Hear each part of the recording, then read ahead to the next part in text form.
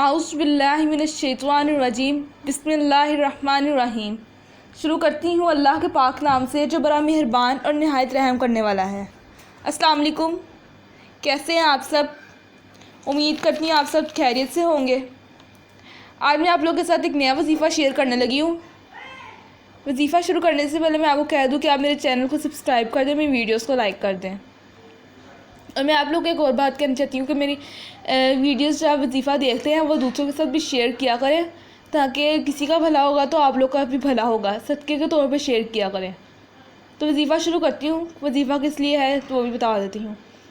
قرض کی ادائیگی کے لیے یہ وظیفہ ہے۔ جو لوگ مقروض ہو چکے ہیں، قرض نہیں اترتا، جو بھی مسئلے ہیں، آپ قرض نہیں اترتا، قرض اتارنا چاہتے ہیں، بہت مسئلے مسائل ہیں، یہ بہت خاص وظیفہ ہے اس مقصد کے لیے۔ وظیفہ کیا ہے یہ بھی میں آپ کو بتا دیتی ہوں۔ آپ لوگوں نے کیا کرنا ہے، یہ جو میں آپ کو درود شریف بتانے لگی ہوں، یہ آپ لوگوں نے پڑھنا ہے۔ کہ کتنا پڑھنا ہے، یہ کیا پڑھنا ہے اور کیا جتنا بھی پڑھنا ہے میں آپ کو بتا دیتی ہوں۔ یہ درود پاک ہے، غور سے سن لیں۔ اللہم صلی علی محمد وعلی آلہ وبارک وسلم۔ اللہم صلی علی محمد وعلی آلہ وبارک وسلم۔ یہ درود پاک چھوٹا سا ہے، آپ لوگوں نے 100 مرتبہ پڑھنا ہے۔ کب پڑھنا ہے یہ میں آپ کو بتا دیتی ہوں۔ آپ لوگوں نے پڑھنا ہے یہ درود پاک ظہر کی نماز کے بعد، روزانہ آپ لوگوں نے یہ پڑھنا ہے۔